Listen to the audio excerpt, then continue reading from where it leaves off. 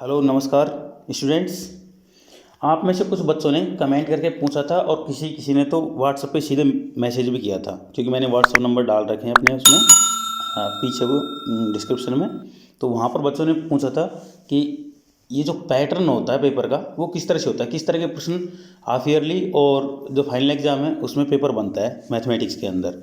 तो मैं आपको कुछ ऐसे प्रश्न बताऊँगा जिनकी संभावना बहुत ज़्यादा बनती है, क्योंकि पिछले कई सालों में ऐसे प्रश्न पूछे गए हैं। तो कौन कौन से प्रश्न पूछे गए हैं पिछले सालों में या फिर किन की संभावना ज़्यादा बनती हैं, हम डिस्कस करेंगे इस वीडियो में। ठीक है, तो सबसे पहले वीडियो को लाइक ज़रूर कर दें। चलिए शुरू करते हैं। सबसे पहले हम पहली प्रश्नावली लेते हैं, वास्तविक संख्याएँ।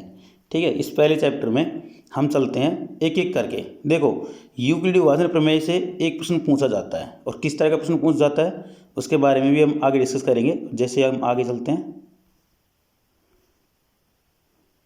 यहाँ पर देखिए, ये जो उदाहरण दे रखे हैं ना, इस तरह के प्रश्न पूछे जाते हैं, लेकिन ऐसे प्रश्नों की संभावना थोड़ी कम बनती है। यहाँ पर देखिए, अगर ये जो प्रश्नावली 1.1 है, इसमें से कोई प्रश्न पूछ जाएगा तो वो सिर्फ एक नंबर में पूछ जाएगा, बहुत ही कम नंबरों में, है ना, बहुत छोटा प्रश्न पूछा जाएगा। हाँ, ये जो पाँचवा प्रश्न है ना, ये जो पाँचवा प्रश्न, इसको जरूर पढ़ लें, इसकी संभावना बनती है। ठीक है, अच्छी तरह से पढ़ लें इसको। चलो आगे चलते हैं।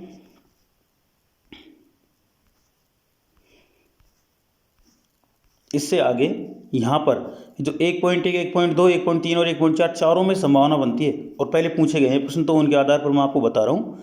यहाँ पर देखो, इसमें से ऐसे तो डायरेक्टली कभी कोई प्रश्न पूछा नहीं गया है कभी भी, है ना, लेकिन एचसीएफ और एलसीएम ज्ञात करने का प्रश्न आ सकता है यहाँ पर। तो ये जो प्रश्न है ना, ये चौथा वाला जरूर लगा लें। ठीक है, तो ध्यान रखें, चौथा वाला प्रश्न है, ये इम्पोर्टेंट है। आगे चलते हैं।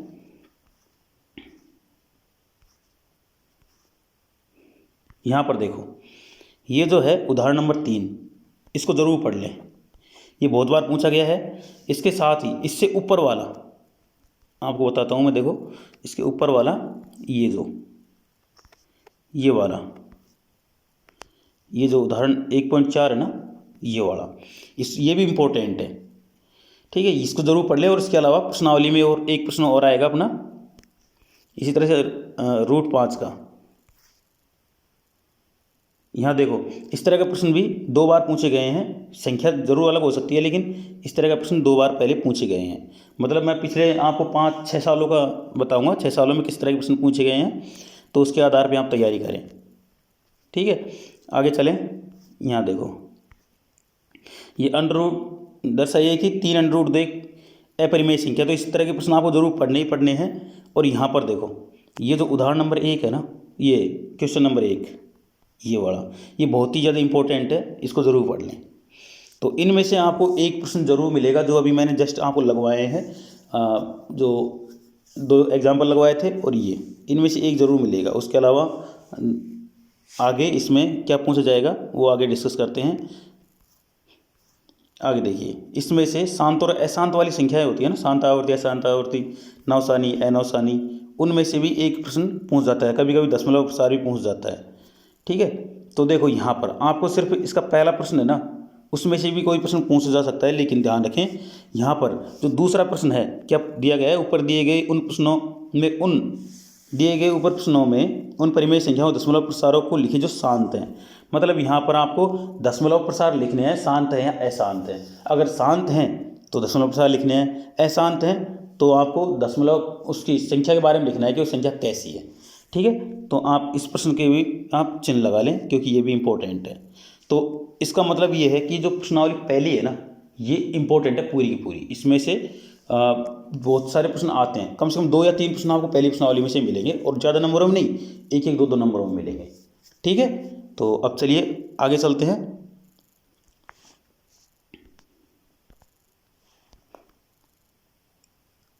दोस्तों, मैं आ गया हूँ दूसरी प्रश्नावली पर। ठीक है, तो चलिए, दूसरी प्रश्नावली में से बहुत सारे प्रश्न बनते हैं, लेकिन आते 2-3 तरह के ही हैं।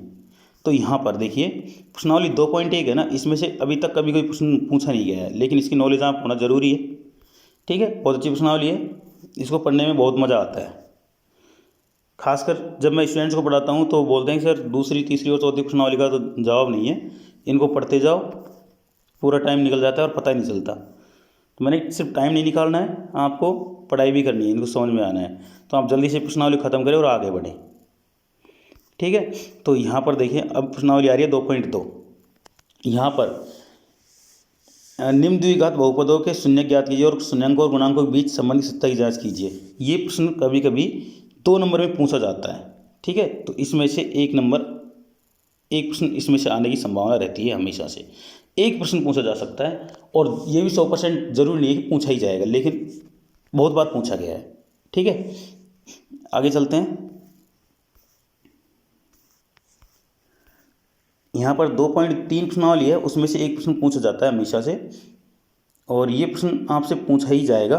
देखिए इस तरह का प्रश्न पूछा जाता है, जैसे ये है ना तीसरा प्रश्न, उस तरह के ये जो तीसरा प्रश्न है ये बहुत इंपॉर्टेंट है। तो तीसरा और चौथा दोनों आप इंपॉर्टेंट लगा लें, इसमें से आपको एक प्रश्न देखने को हाफ ईयरली या फिर मेन एग्जाम में आपको ज़रूर देखने को मिलेगा। तीसरे या चौथे में से आप ज़रूर पढ़ें। ठीक है, आप अपनी बुक में ज़रूर चिन्ह लगा लें साथ साथ में। ठीक है, आगे चलते हैं। यहाँ पर देखिए आगे आ जाती है ऐच्छिक प्रश्नावली है। इससे प्रश्न आपकी परीक्षा में नहीं पूछे जाएंगे। ये प्रश्नावली सिर्फ आपकी नॉलेज के लिए है। अगर आप इसको अच्छी तरह पढ़ लेते हैं तो आप अगली क्लास में, जैसे 11वीं क्लास में जाते हैं, तो आप मैथ लेकर पढ़ेंगे तो आपको दिक्कत नहीं आएगी बिल्कुल भी, किसी भी तरह की। ठीक है, तो अब आगे चलते हैं। दोस्तों मैं आ गया हूँ तीसरी प्रश्नावली पर। देखिए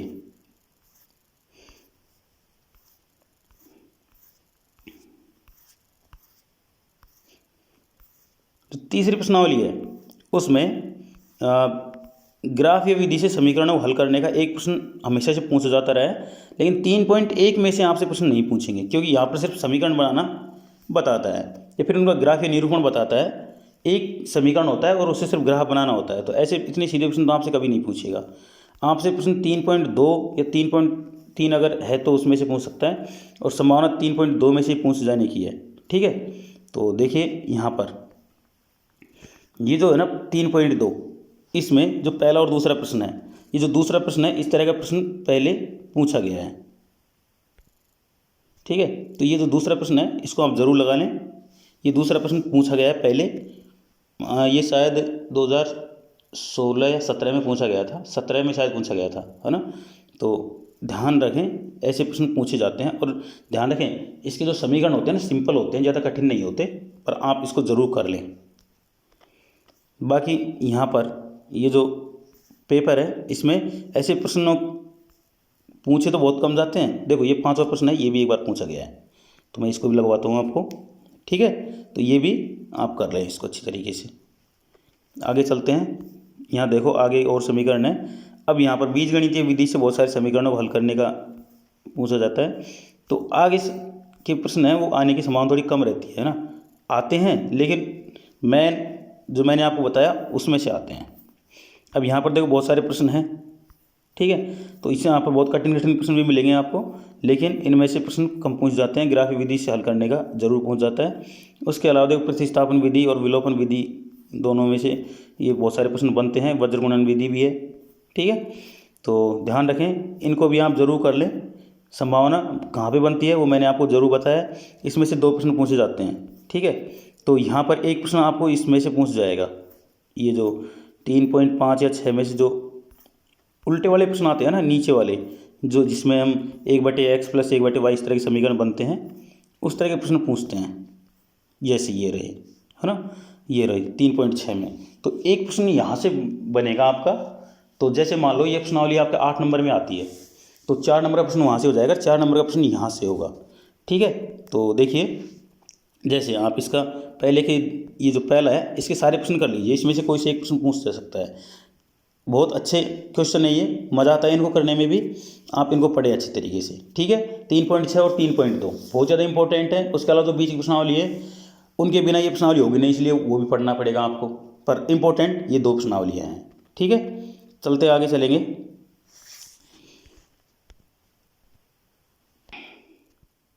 दोस्तों मैं आ गया हूँ चौथी प्रश्नावली पर। चौथी प्रश्नावली बहुत अच्छी प्रश्नावली है, आप इसको खोल के देखेंगे तो मज़ा आ जाएगा पढ़ने में। परंतु कुछ बच्चे ऐसे होते हैं कि सर गणित में क्या मज़ा आता है। पर मैं आपको बताऊं कि गणित एक प्रश्नावली ऐसी सब्जेक्ट है जिसमें आपको मज़ा आ सकता है पढ़ने में। ठीक है, बाकी तो सब्जेक्ट के अनुसार अलग अलग सबकी पसंद होती है, लेकिन खासकर मेरे पास में वही बच्चे टिक पाते हैं जिनको गणित में इंटरेस्ट होता है।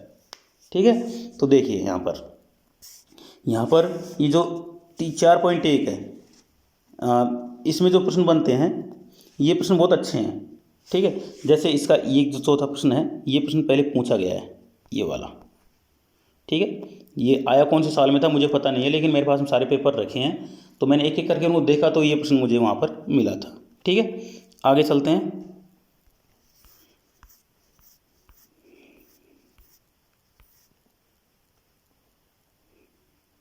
यहाँ देखो, इस तरह के समीकरण बनाकर प्रश्न हल करना का एक प्रश्न पूछ जाता है। अब ये पता नहीं चलता कि ये कौन सी प्रश्नावली का है। जैसे 2 क्रमांक धनात्मक पूर्णांक ज्ञात कीजिए जिनके वर्ग हो गए वो 365 है। ठीक है, मतलब समीकरण बना के आपको हल करना है। एक चर वाले रैखिक समीकरण है, तो आराम से कर सकते हैं इनको। तो आप यहाँ पर ये जो है ना चौथा और पाँचवा, इन पर चिन्ह लगा लें। ठीक है, इस तरह के प्रश्न पूछे गए हैं पहले और फ्यूचर में पूछ जा सकते हैं।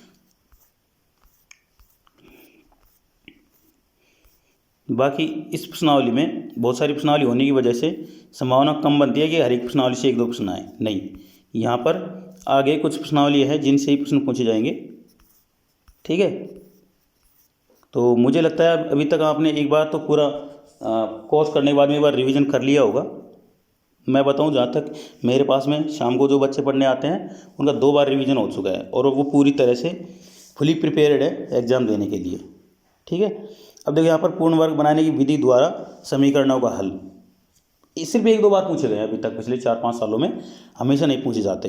ठीक है, तो यहाँ पर आप पढ़ सकते हैं इनको, अच्छे प्रश्न हैं। 7वें 8वें संबंध, ये जो प्रश्न है इनमें से हाफ ईयरली में पूछा गया था। ये जो 7वां और ये जो 8वां है ना, इस तरह का, और ये 9वां भी, 9वां कंपटीशन के हिसाब से बहुत ज़्यादा इंपॉर्टेंट है। तो ये प्रश्न हाफ ईयरली में हर बार पूछे जाते हैं, लेकिन फाइनल एग्जाम में नहीं पूछा गया। तो हो सकता है कि अब की बार मन बन जाए सरकार का, सरकारी कर्मचारियों का, कि यहाँ पर इन प्रश्नों को मेन एग्जाम में डाल दें, इसलिए आप पढ़ लें। ठीक है, आगे चलते हैं। मूलों की प्रकृति और मूलों की प्रकृति से संबंधित प्रश्न है ना, यहाँ पर एक प्रश्न जरूर बनता है। यहाँ पर देखो, ये मूलों की प्रकृति का मतलब ये है कि मूलों का अस्तित्व है या नहीं है, ये चेक करना है। उसके बाद में अगर है तो समीकरण को हल करना है। तो देखो यहाँ पर ये जो प्रश्न है ना, ये 5वां, चौथा और तीसरा, ऐसे प्रश्न बहुत बार पूछे जाते हैं, बहुत बार मेन एग्जाम में भी और हाफ ईयरली में भी। तो आप इनको भी इस तरह से पढ़ लें। ठीक है, बहुत अच्छे प्रश्न हैं, मज़ा आएगा पढ़ने में। आगे चलते हैं दोस्तों, मैं आ चुका हूँ 5वीं प्रश्नावली पर। ठीक है, और इस प्रश्नावली नाम है समांतर श्रेणियाँ। तो चलिए शुरू करते हैं। इसमें कौन कौन से इंपॉर्टेंट प्रश्न आते हैं। तो यहाँ पर 5.1 से तो कोई प्रश्न आएगा नहीं, क्योंकि इतनी सीधी प्रश्नावली कभी भी एग्जाम के लिए नहीं होती। ये सिर्फ आपकी नॉलेज के लिए है कि अगर आप इनको समझ लेंगे तो 5.2, 3 और 4 समझने में आपको दिक्कत नहीं आएगी। ठीक है, तो चलिए शुरू करते हैं। यहाँ पर अब मैं आ गया हूँ यहाँ पर 5.2 पर। ठीक है, तो 5.2 में देखिए, जो सारणी दे रखी है ना, अगर ये सारणी को आप ठीक से पढ़ लेंगे तो आपको आगे की जो प्रश्नावली में कहीं सवाल है उसको करने में दिक्कत नहीं आएगी, आप कर सकते हैं। ऐसी सारणी आपको परीक्षा में नहीं पूछी जाएगी, सीधी सी बात है। ठीक है, तो आपसे प्रश्न किस तरह से पूछ जाते हैं, तो देखिए आपसे इस तरह के प्रश्न पूछ जाते हैं। जैसे ये दे रखे हैं ना, ये 7वां, 8वां, 9वां, 10वां, इस तरह के प्रश्न पूछे जाते हैं। तो ये प्रश्न हाफ ईयरली एग्जाम में तो आपसे ज़रूर पूछेंगे ही पूछेंगे इस तरह के। तो इनको आप अच्छी तरीके से पढ़ें। ठीक है, आगे चलते हैं।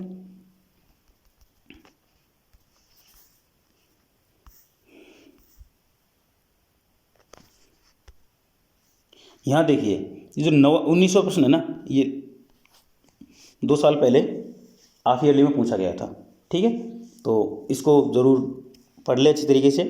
ऐसे मोस्ट प्रश्न हैं जो आपसे हाफ ईयरली में इस साल भी पूछ जा सकता है, मेन एग्जाम में भी पूछ जा सकता है, लेकिन संभावना हाफ ईयरली की ज़्यादा है 1900 सवाल की। ठीक है, तो आगे देखें।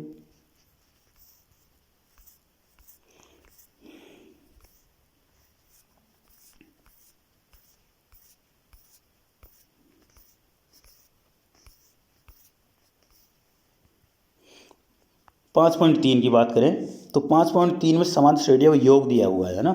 समांतर श्रेणी व योग देखिए, ये जो दूसरा प्रश्न है ना, ये इंपॉर्टेंट है। इस तरह का प्रश्न पूछा जाता है, एक प्रश्न आएगा ही आएगा इस तरह का।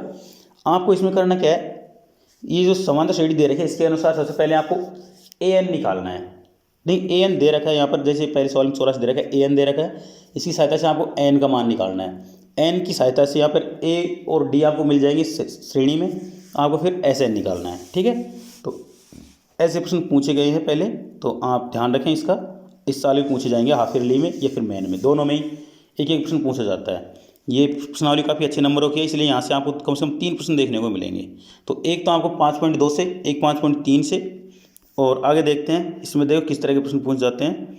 तो यहाँ पर ये जो 10वां प्रश्न है ना, ये वाला बहुत ज़्यादा इंपॉर्टेंट है, हर बार 100%। 10वां और 11वां भी ऐसा ही है। एक प्रश्न जरूर पूछता है, एक प्रश्न ऐसा मिलेगा ही मिलेगा आपको, हाफ ईयरली में और मेन में, दोनों में मिलेगा आपको, 100% गारंटी देता हूँ इसकी, है ना। तो ऐसे प्रश्न आप जरूर पढ़ लें। ठीक है, चलते हैं आगे।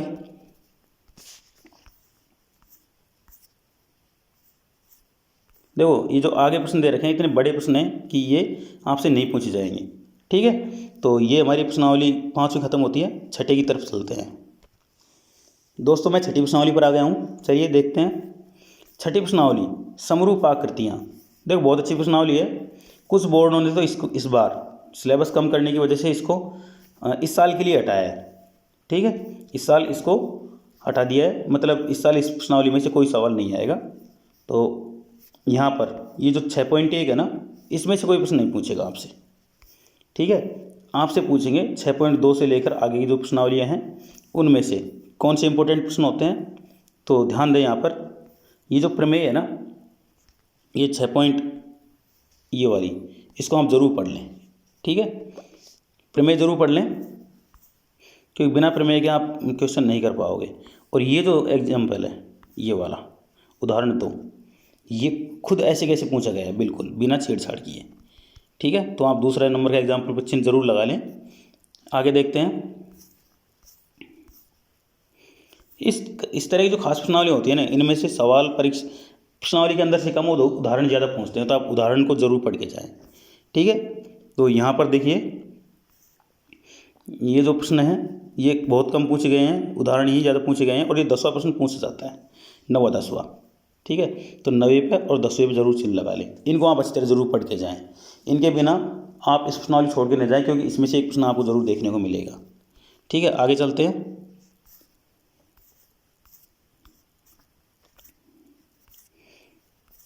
6.1 में से आपको प्रश्न जरूर मिलेगा ही मिलेगा, ध्यान रखना। 6.2 की तरफ चलते हैं।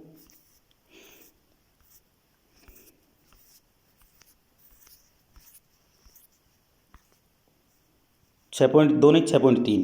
6.2 में से तो कुछ प्रश्न पूछ जाएगा, नहीं पूछ जाएगा। यहाँ पर देखो, ये जो प्रश्न है ये आपकी नॉलेज के लिए है, इनके बिना आपको आगे के सवाल समझ में नहीं आएंगे, है ना। तो आप इनको अच्छी तरह से पढ़ें, पढ़ने के बाद में आपको आगे के सवाल बहुत अच्छी तरीके से समझ में आ जाएंगे, और फिर आपसे प्रश्न पूछे जाएंगे आगे के जो कठिन वाले हैं। ठीक है, आगे बहुत अच्छे प्रश्न हैं, जैसे 16 है और 15 प्रश्न देखा जाए तो बहुत अच्छा प्रश्न है। देखने में दूरी और ऊंचाई वाला लगता है, लेकिन दूरी और ऊंचाई वाला नहीं है ना। तो आप एक तो 16 नंबर को ज़रूर लगा लें। ठीक है, उसके अलावा आप एक ये जो प्रश्न है यहाँ पर, ये जो कोणों वाला 3 नंबर का ये वाला प्रश्न, ये भी ज़रूर लगा लें। ये प्रश्न आपसे पूछे जाएंगे। ठीक है, इनको ज़रूर पढ़ के जाएं, ऐसे प्रश्न पूछे गए हैं और पूछे जाते रहेंगे। ठीक है, तो आप इस चीज़ को बिल्कुल भी मिस ना करें। आगे चलते हैं। यहाँ पर समरूप त्रिभुजों के क्षेत्रफल से एक प्रश्न जरूर पूछ जाता है, और प्रश्न क्या, यहाँ पर जो प्रमेय है ना 6.6, ये बहुत ज़्यादा इंपॉर्टेंट है ना। इसको आप ज़रूर पढ़ के ही जाएं। इसका वीडियो आपको अपने चैनल पे ज़रूर मिलेगा, है ना। बहुत सारे लोग देखते हैं इसको, बहुत सारे स्टूडेंट ने अब तक देख चुके हैं, और जब एग्ज़ाम के टाइम पे तो अचानक से इतनी बाढ़ आती है इसमें कि बहुत तेज़ी से देखने लगते हैं। तो इसको ज़रूर देख के जाएँ, आप आज ही जाके देख लें इसको। बहुत अच्छी प्रमेय है, और ये प्रमेय ऐसे कैसे पूछी गई है पिछले सालों में। ये मान लो कि अगर आपने पिछले मैं 6 सालों की बात करूँ तो कम से कम 3 बार पूछी गई है ये ऐसे कैसे। तो इसको ज़रूर पढ़ लें। ठीक है, चलिए आगे चलते हैं। अब ये प्रश्नावली, ये प्रमेय पूछी गई है तो इससे संबंधित प्रश्न भी पूछे जाते हैं। तो यहाँ पर देखिए बहुत अच्छे अच्छे हैं यहाँ पर। ठीक है, तो देखिए यहाँ पर इसमें से ये जो तीसरा प्रश्न है, ये प्रश्न इम्पोर्टेंट है। ठीक है, बाकी प्रश्न भी हैं, अच्छे हैं, लेकिन तीसरा प्रश्न ज़्यादा इंपॉर्टेंट है। आप सिर्फ तीसरे करें, उसके अलावा प्रमेय कर लें। ठीक है, बाकी मैं ज़्यादा आपके ऊपर लोड नहीं डाल रहा हूँ कि आप इसको भी करें इसको भी करें। मैं कम से कम वो बता रहा हूँ कि इनको अगर आप पढ़ के जाएंगे तो आप एग्ज़ाम को ठीक से पास कर पाएंगे और आप कम से कम फर्स्ट डिवीज़न आराम से ला सकते हैं मैथमेटिक्स, मतलब 60 से ऊपर नंबर ला सकते हैं। और अगर आपको पूरे 100 में 100 लाने हैं तो आपको एक प्रश्न नहीं छोड़ना है, आपको सारे पढ़ने ही पढ़ने हैं। ठीक है, तो चलते हैं आगे। यहाँ पर पाइथागोरस प्रमेय से संबंधित एक प्रश्न बनने की संभावना रहती है। ठीक है, तो पाइथागोरस प्रमेय बहुत अच्छी प्रमेय होती है। पाइथागोरस प्रमेय है, उसको भी आप जरूर पढ़ें। ठीक है, तो मैं आपको बताता हूँ वो प्रमेय कहाँ पे है। शुरू में यही है, रही देखो। ठीक है, ये दो तरीके से पूछ जाती है, एक तो डायरेक्ट और एक इनडायरेक्ट। तो ये जो डायरेक्ट वाली है ना, ये इंपॉर्टेंट है। ठीक है, ये प्रमेय पूछ जा सकती है या फिर इससे संबंधित सवाल पूछ जा सकता है। तो पहले तो आप प्रमेय पढ़े अच्छी तरीके से, अपने चैनल पे मिल जाएगी ये, है ना। आगे चलते हैं और इससे संबंधित कैसे सवाल पूछ जाता है उसके बारे में डिस्कस करेंगे। तो देखिए यहाँ पर इतना सीधा प्रश्न पूछा जाएगा नहीं, है ना।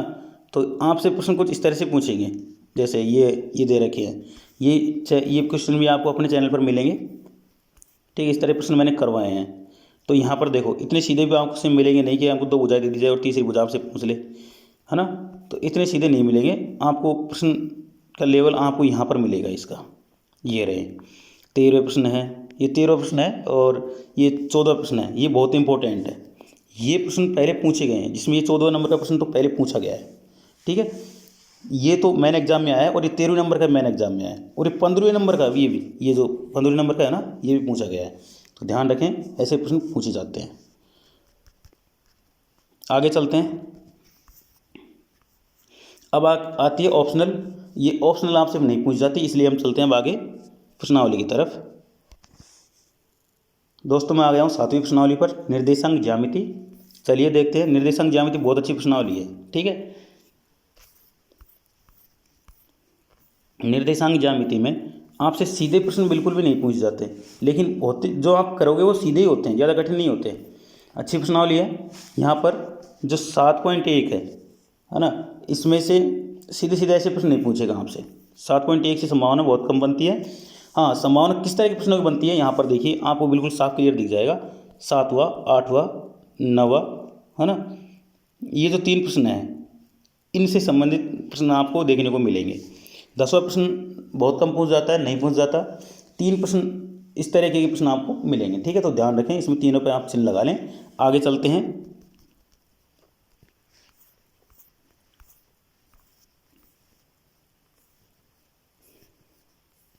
यहाँ पर विभाजन सूत्र से संबंधित सवाल पूछते हैं।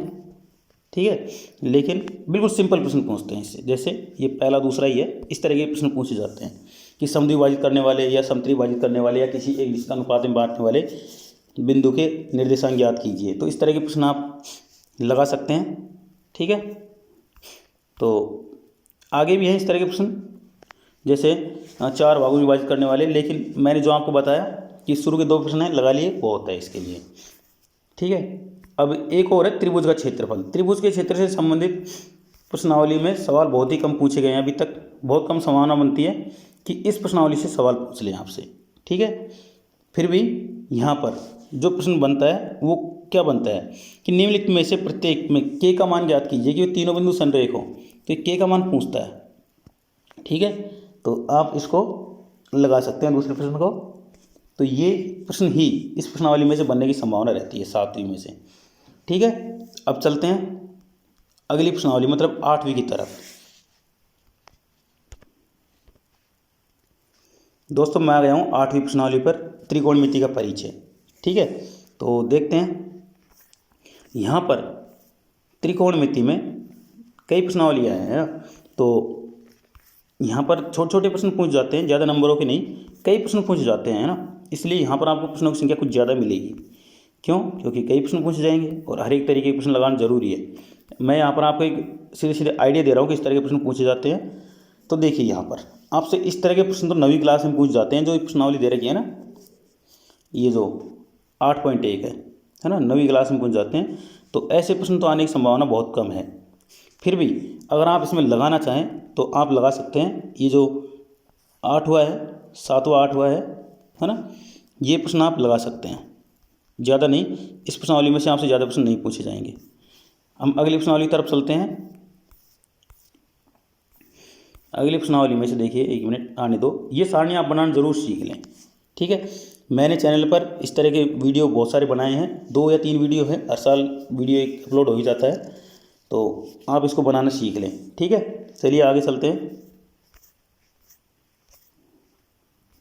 यहाँ पर देखिए, इनके सीधे सीधे मान निकलवाकर आपसे 1 नंबर में एक प्रश्न पूछता है, ठीक है। तो यहाँ पर ये जो पहला प्रश्न है इसको ज़रूर लगा लें। वैसे करने में आपको 3 मिनट लगेंगे, 5 मिनट लगेंगे, तो आप इनको कर ले ज़रूर, क्योंकि एक प्रश्न पूछता है 1 नंबर में। हाफ ईयरली में पूछ लेगा या फिर मेन एग्जाम में तो पूछेगा, ठीक है। तो आप ज़रूर पढ़ लें। अब यहाँ पर जो मेन प्रश्न बनता है वो बनता है अगली प्रश्नावली से, जो आ रही है उससे। यहाँ से प्रश्न बनते हैं। एक प्रश्न आपसे यहाँ से पूछ जाता है, यहाँ से एक प्रश्न पूछता है आपसे, जैसे ये जो दे रखे हैं ये जो इम्पोर्टेंट क्वेश्चन है ना, ये वाला छठा, ये 5-6 बार पूछा गया है। हर साल लगभग हाफ ईयरली में या मेन एग्जाम में एक बार पूछता है, तो इसको आप ज़रूर लगा लें। उसके अलावा ये जो 5वां प्रश्न है ये भी 1-2 बार पूछा गया है, ठीक है। तो ये प्रश्न आप ज़रूर लगा लें। तीसरा चौथा तीसरा ज़रूर लगा लें। तो तीसरा, 5वां और छठा ये प्रश्न आपसे मेन एग्जाम में एक ज़रूर मिल जाएगी इनमें से आपको, ठीक है। हाफ ईयरली में भी ज़रूर मिलेगा, तो आप इनको ज़रूर पढ़िए अच्छी तरीके से। बहुत इंपॉर्टेंट क्वेश्चन है, इनको पढ़े बिना आप ना जाएं परीक्षा देने के लिए, ठीक है। आगे चलें। यहाँ पर त्रिकोणमितीय सर्वसमीकरण, यहाँ से जो प्रश्न बनेगा वो थोड़े से 2 या 3 नंबरों का बनेगा। अभी तक जो प्रश्न बन रहे थे वो 1-1 नंबर के बन रहे थे, ठीक है। तो यहाँ पर देखिए, ये इस तरह के सर्वसमीकरणों से संबंधित आपसे एक प्रश्न पूछेंगे, तो वो सर्वसमीकरण कैसी भी हो सकती है, जैसे ये दे रखी है इस तरह की हो सकती है, ठीक है। जैसे थोड़ी सी बड़ी वाली पूछेगा, इनमें से ऐसे नहीं कि इतनी छोटी पूछ लेगा। तो ये जो बनते हैं इस तरह के प्रश्न पूछेगा आपसे, जैसे 10वां है, 9वां है, 8वां, 7वां, ये प्रश्न आप जरूर करके जाएँ। इनमें से ज़रूर आता ही आता है, इनके बिना ये प्रश्नावली अधूरी है, ठीक है। मेन फोकस इस पूरी प्रश्नावली का इन्हीं सवालों पे होता है कि अगर ये प्रश्न करना आ गए तो आप सब कुछ कर सकते हैं। तो इनको ज़रूर पढ़ के जाए सारे के सारे। पूरी प्रश्नावली में से ये सवाल ज़रूर पढ़ ही लें। अगर ये पढ़ लिया आपने तो आपकी पूरी प्रश्नावली पहले वाली तो क्लियर हो ही जाएगी, ठीक है। चलते हैं अगले प्रश्नावली की तरफ, क्योंकि इससे ज़्यादा कठिन आपसे नहीं पूछे जाते, ठीक है। दोस्तों मैं आ गया हूँ त्रिकोणमिति का अनुप्रयोग 9वीं प्रश्नावली पर, ठीक है। तो यहाँ पर अनुप्रयोग है, बहुत अच्छी प्रश्नावली है। वैसे मैं बात करूँ राजस्थान बोर्ड की और 2021-22 के एग्ज़ाम की, तो उसके लिए इस प्रश्नावली को बाहर रखा गया है। पर आप इसको स्किप ना करें, क्योंकि आपका बोर्ड कुछ और भी लग सकता है, मध्य प्रदेश लग सकता है, उत्तर प्रदेश लग सकता है ना।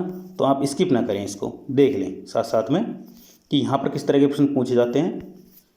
इसमें से ज़्यादातर एक ही प्रश्न आने की संभावना रहती है इस पूरी प्रश्नावली में, ठीक है। जैसे ये जो प्रश्न है ना 4थे नंबर का, ये प्रश्न पूछा गया है पहले कि भूमि के एक बिंदु से जो मीनार के 5 से 30 मीटर दूरी पर मीनार के शिखर का उन्नयन कोण 30 डिग्री, मीनार की ऊंचाई ज्ञात कीजिए। सीधे सीधे 2 नंबरों में प्रश्न पूछा जाता है, ठीक है। 2 नंबर के, 3 नंबर के, 5 नंबर के और 6 नंबर, इस तरह के प्रश्न आते हैं ना, 4 नंबरों के, 6 नंबरों के। तो उनमें से ये प्रश्न पूछा गया है, तो ये ज़रूर पढ़ लें आप, ठीक है। बस एक ही प्रश्नावली है, तो इस तरह का प्रश्न पूछ जाता है। उसके अलावा एक ये प्रश्न भी पहले पूछा गया था, ये प्रश्न सिद्ध करवाने वाला सवाल है, ये वाला और ये वाला, तो आप इनको पढ़ लें। 16 नंबर वाला पहले पूछा गया है, लेकिन संभावना आपकी बारी 15 वाले की बनती है, ठीक है। तो पढ़ लें इसको अच्छी तरह से। ये छोटी प्रश्नावली है, मज़ा आता है पढ़ने में, बहुत अच्छी प्रश्नावली है, ठीक है। चलते हैं अगली प्रश्नावली की तरफ। दोस्तों मैं आ गया हूँ 10वीं प्रश्नावली पर, जिसका नाम है व्रत, और इसमें से एक सवाल पूछा जाता है, ठीक है। और प्रश्न ऐसा आता है, देखो 10.1 है, इसमें से तो प्रश्न पूछे जाने की संभावना नहीं होती, ठीक है, हम 10.2 की तरफ चलते हैं और 10.2 में स्पर्श रेखाओं की लंबाई पूछ सकता है या फिर इस तरह का प्रश्न पूछता है, जैसे जीवाओं की लंबाई पूछ सकता है या फिर त्रिज्या स्पर्श रेखा केंद्र से और स्पर्श बिंदु के बीच की दूरी पूछ सकता है। तो ये आपसे ऐसा कोई सा भी प्रश्न पूछ जा सकता है। तो यहाँ पर ये जो प्रश्न है, ये जो दे रखा है, क्या नाम है इसका, अभी बताता हूँ आपको, चिन्ह लगा कर यहाँ पर 12वें नंबर का ये जो प्रश्न है ये पूछा गया पहले, ठीक है। 13वें नंबर का सिद्ध करने वाला सवाल है, तो ये 12वां और 13वां प्रश्न आप जरूर पढ़ लें, ठीक है। ये जरूर पूछे गए हैं पहले।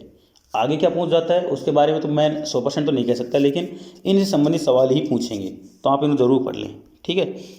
तो ये प्रश्नावली है, इसमें सिर्फ ज़्यादा सवाल नहीं है, आप देखेंगे तो आप थोड़ा सा इसको ध्यान दें, इसमें 1-2 सवाल और लगा लें क्योंकि ज़्यादा है नहीं। तो आपसे ये 7वां प्रश्न है, ये भी पूछा जा सकता है, ठीक है। तो 7वें प्रश्न को पढ़ लें, बस यही प्रश्न है जो आपसे इस 10वीं प्रश्नावली में पूछेंगे, ठीक है। 10वीं प्रश्नावली में बहुत कम संभावना बनती है, लेकिन जो बनती है वो निश्चित यही सवाल है। दोस्तों मैं आ गया हूँ 11वीं प्रश्नावली पर। चलिए यहाँ पर विभाजन सूत्र और 1 मिनट, यहाँ पर 2 ही सवाल पूछे जाएंगे इस प्रश्नावली से। 2 क्या, एक ही बनती है, 2 तरह के सवाल बनते हैं और एक पूछ जाता है हाफ ईयरली में और एक पूछ जाता है मेन एग्जाम में, ठीक है। तो देखिए पहले तो 11.1 की बात करते हैं। तो यहाँ पर आपसे सवाल इस तरह से पूछता है कि एक त्रिभुज बनाइए, जो भी आकृति दे रखी है और उसका 3/4 या जैसी भी दे रखी है आपको, जो भी अनुपात दे रखा होता है उस अनुपात के अनुसार आपको इसको विभक्त करना है, जैसे 3/4 अनुपात में बांटना है या 5/7 में। इस तरह का प्रश्न आपसे मेन एग्जाम में या हाफ ईयरली में एक प्रश्न पूछ जाएगा। अगर आपसे मेन एग्जाम में ये पूछ लिया जाता है तो हाफ ईयरली में अगली प्रश्नावली से आएगा, ठीक है। और अगर ये आपसे हाफ ईयरली में पूछ जाता है तो मेन एग्जाम में पूछ जाएगा, इसलिए आपको दोनों ही प्रश्न पढ़ना जरूरी है, ठीक है। यहाँ पर देखिए 11.2 में आपसे बिल्कुल पूछे गए कि एक वृत्त है, 1 मिनट, एक वृत्त है, उसकी स्पर्श रेखा खींचने का एक सवाल पूछ जाता है। तो ये सारे सारे एक जैसे ही सवाल है, सारे सारे आप चाहे कोई सा पढ़ लें, ठीक है। तो आप इनको पढ़ें अच्छी तरीके से, सभी सवालों को, बहुत अच्छे प्रश्न है, मज़ा आएगा करने में। ये प्रश्नावली मैंने आपको अभी तक करवाई नहीं है क्योंकि कुछ दिक्कतें हो गई थी हेल्थ को लेकर, इसी वजह से मैं करवा नहीं पाया था। अब मैं आजकल में इसको करवा दूंगा, मज़ा आएगा करने में, ठीक है। तो इसको ज़रूर पढ़ के जाएँ, ठीक है। चलिए अगली प्रश्नावली की तरफ चलते हैं। अब हम आ गए हैं 12वीं प्रश्नावली पर, वृत्तों से संबंधित क्षेत्रफल। देखिए बच्चों, क्षेत्रफलों वाले सवाल जरूर आते ही आते हैं, ठीक है। और यहाँ पर सभी तरह के अलग अलग सवाल होते हैं।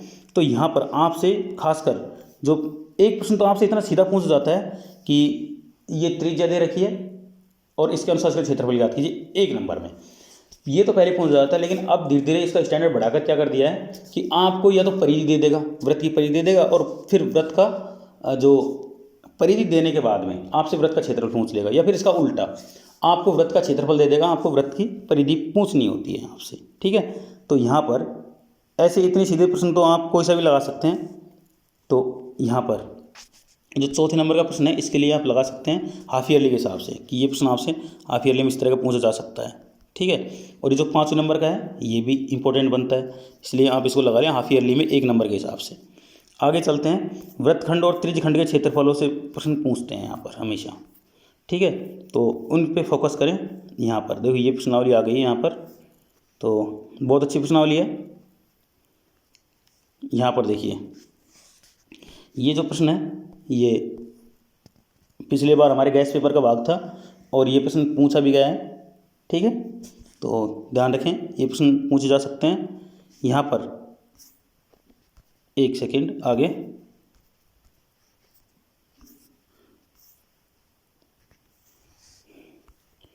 इस तरह के प्रश्न आपसे पूछते हैं। देखिए यहाँ पर जो थोड़े से बड़े प्रश्न हैं, जैसे ये डिजाइन का है, जहाज़ों को समुद्र में जल स्तर, इस तरह के प्रश्न पहले पूछे गए हैं। थोड़े बड़े प्रश्न हैं ये, आप ज़रूर पढ़ें इनको, ठीक है। आगे चलते हैं। यहाँ पर आगे जो प्रश्न आ रहे हैं ऐसे प्रश्न, देखो ये वाला प्रश्न, ये जो एग्जाम्पल है इसको ज़रूर पढ़ लें, ये इंपॉर्टेंट है, ठीक है। उसके अलावा और भी एग्जाम्पल बताऊँगा आपको मैं, जो एग्जाम्पल हैं वो ज़्यादा इंपॉर्टेंट होते हैं ऐसे प्रश्नों में। यहाँ पर देखो अब प्रश्नावली आ गई है, तो आप प्रश्नावली को पढ़ें। यहाँ पर ये प्रश्न भी पहले पूछा गया है, ये वाला, तो इसमें ये वाला है ना, और उसके बाद में ये तीसरा वाला है, ये भी इम्पोर्टेंट है।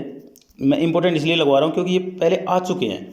मैं अगर आपको सिर्फ एक ही बता दूँ कि यही आएगा, तो उसमें क्या होती है कि मान लो दूसरा आ गया तो फिर आप मुझे ब्लेम करोगे। और दूसरी बात मैं बता रहा हूँ कि पहले आ चुके हैं ये प्रश्न, इसलिए मैं ये आपको फोकस करके बता रहा हूँ, ठीक है। तो यहाँ पर देखो, ये जो प्रश्न दे रखा है 12.23 आकृति में, ये आकृति देखी हुई है, ठीक है, पहले आई हुई है ये। इसका मतलब ये कौन सी प्रश्नावली से है, कौन से प्रश्न से है ये 5वां प्रश्न है, 5वें से है ये, तो इसको भी आप लगा लें, ठीक है। आगे चलते हैं, बाकी आगे। हाँ, ये प्रश्न देखो, जब मैं पढ़ता था उस टाइम पे ये प्रश्न आया था मेरे टाइम पे, मैंने ये दिया था क्वेश्चन लिख के, ये करके आया था मैं। तो ये क्वेश्चन भी इम्पोर्टेंट है, आपके हिसाब से आया नहीं है, लेकिन मैंने जब दिया था ये प्रश्न आया था परीक्षा में, ठीक है। तो आप भी लगा लें, इसको पढ़ के ज़रूर जाए, ठीक है। बस इसी तरह के। हाँ, और ये प्रश्न और देखो, एक ये जो प्रश्न दिखाई दे रहा है, ये 12.33 आकृति वाला, एक सेकंड, ये अगला वाला है, ये 15वां प्रश्न, इसको जरूर लगा लें, ठीक है। बहुत सारे प्रश्न आए इस प्रश्नावली में, लेकिन मैंने ज़्यादा नहीं लगवाए आपको, थोड़े ही लगवाए हैं। इनको आप पढ़ लेंगे तो इस प्रश्नावली से आप पूरे सवाल कर सकते हैं। अब अगली प्रश्नावली की तरफ चलते हैं दोस्तों। मैं आ गया हूँ अब 14वीं प्रश्नावली पर, सांख्यिकी। इसमें से देखो, आपसे छोटी चीज़ें नहीं पूछते यहाँ पर, सीधे सीधे बड़े प्रश्न पूछते हैं, जैसे बहुलक माध्य माध्यिका, है ना। तो अभी हम पहुँच गए हैं कहाँ पर, एक सेकेंड, 14.1 पर। तो 14.1 में से सीधे सीधे आपसे ऐसे प्रश्न पूछेगा कि माध्य ज्ञात कीजिए। तो माध्य ज्ञात करने का तो सीधा सीधा प्रश्न आपसे पूछता नहीं है, तो हम चलेंगे आगे की प्रश्नावली पर। 14.2 ध्यान दीजिए, यहाँ पर ये जो प्रश्न है ना, बहुत इंपॉर्टेंट प्रश्न है। ये प्रश्न आपको करने हैं। देखो, मैं आपको बता दूं कि आप पहला प्रश्न करके चले जाइए, आपका आ जाएगा, नहीं, ऐसा नहीं हो सकता। क्योंकि आप जब तक इन सभी प्रश्नों को करेंगे नहीं, तब तक आप, अगर आपने एक प्रश्न ठीक से हल कर लिया तो आप अगला कर पाओगे। सब एक तरीके के सवाल हैं, इसलिए आपसे जो प्रश्न पूछ जाएगा कुछ इस तरह से पूछ जाएगा कि बहुलक, माध्य और माध्यक तीनों एक ही सवाल में पूछे जाएंगे। तो ऐसे सवाल कहाँ पर बनते हैं, ऐसे सवाल बनते हैं 14.3 में। तो 14.3 की तरफ ही चलते हैं हम। यहाँ पर इस तरह की सभी तरह के जो प्रश्न हैं उनको देखना सही नहीं रहेगा। तो 14.3 की तरफ चल रहे हैं मैं।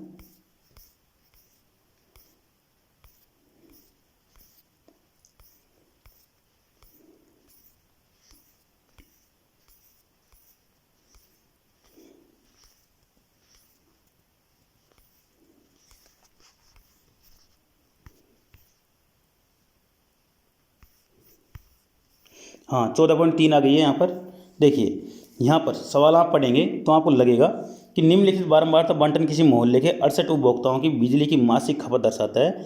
इन आंकड़ों के माध्य, माध्यक और बहुलक ज्ञात कीजिए। मतलब एक ही सवाल में तीनों चीज़ पूछ रहे हैं ना, तो ये प्रश्न मोस्ट बनता है। क्योंकि अगर टाइम कम करना होगा, क्योंकि अभी कोरोना काल चल रहा है और कोई पता नहीं है कि ये इस साल मार्च में भी थोड़ा बहुत फैल जाए, जिसकी वजह से एग्ज़ाम का टाइम कम कर सकती है सरकार आपके लिए। तो आपको जो प्रश्न देंगे कुछ इस तरह से देंगे कि एक ही सवाल में 3 प्रश्न पूछ लें, तो उसके लिए टाइम बचेगा। तो टाइम बचाने के लिए आप इस तरह के प्रश्न डिजाइन कर सकती है, ठीक है। तो इस पर ज़रूर लगा लें। इस तरह के प्रश्न और भी पूछ जा सकता है, दूसरा पूछ जा सकता है, ठीक है। और ये जो दूसरा प्रश्न है ये नहीं पूछ जाएगा आपसे, जो मैंने आपको पहला बताया वो प्रश्न आप ज़रूर लगा लें, ठीक है। इसी तरह के प्रश्न पूछ जाते हैं, जैसे ये जो छठा प्रश्न है ये भी आप लगा लें, क्योंकि उसी तरह का प्रश्न है ये भी, इसमें है ना, इसमें भी आपसे सभी चीज़ें पूछ जाएगा। जैसे माध्यक पूछ रहा है, माध्य पूछ रहा है, ठीक है, बहुलक भी है, तो आप लगा लें इसको। इस तरह के प्रश्न पूछ जाते हैं इसमें से बाकी ज़्यादा प्रश्न आने की संभावना नहीं है। अब हम चलते हैं, है ना, 15.1, और उसी में से प्रश्न पूछता है। तो देखो 15.1 है, यहाँ पर बहुत सारे प्रश्न मिलेंगे आपको। तो आपसे कैसा प्रश्न पूछा जाएगा, देखो, एक कैसे कैसे पूछे गए हैं पहले पिछले सालों में। एक तो थैले में लाल काली गेंदें डालने वाला, कि उसमें से एक डिब्बे में लाल कंचे सफ़ेद कंचे डालने वाला, है ना। और उसके अलावा यहाँ आपसे ताश के पत्तों वाले क्वेश्चन पूछते हैं, ठीक है। जैसे पासे वाले प्रश्न पूछे गए हैं, जैसे पासा है, ताश के पत्ते हैं, ये भी ताश का पत्ता है, ठीक है। 12 खराब पेन वाला तो अभी पिछले साल ही पूछा गया था, है ना। जैसे एक सेकेंड, यहाँ देखो ये वाला प्रश्न, इसकी बात कर रहे थे हम। ये जो किसी कारण 12 खराब हैं 132 अच्छे बहनों मिल गए, तो पिछले साल ही पूछा गया था। ठीक है, तो ये प्रश्न आपसे पूछे जा सकते हैं, इस तरह के प्रश्न ध्यान रखें, पढ़ के जाएं, बिना तैयारी के ना जाएं एग्ज़ाम देने के लिए, आप ज़रूर पढ़ें अच्छी तरीके से। तो ये हमारी प्रश्नावली ख़त्म होती है। ठीक है, कोई दिक्कत आए तो कमेंट करके ज़रूर बताएं कि किस तरह के कोई सवाल में आपसे नहीं हो रहा है, मुझसे पूछें, कमेंट में सीधे सीधे लिखें, या फिर आप पीछे व्हाट्सअप नंबर दे रखे हैं, अबाउट में जाएं लास्ट में, तो वहाँ पर आपको मिलेंगे नंबर, वहाँ पे आप मैसेज कर सकते हैं। ठीक है, पर आप कमेंट करें, वही ज़्यादा सही रहेगा, क्योंकि आपको दिक्कत नहीं आएगी। और ज़्यादा ज़्यादा वीडियो को लाइक करें, अपने दोस्तों के साथ शेयर ज़रूर करें। ठीक है, चलिए मिलेंगे आपकी इच्छा अनुसार जो भी प्रश्नावली आप पढ़ना चाहें उसके साथ में। Thank you.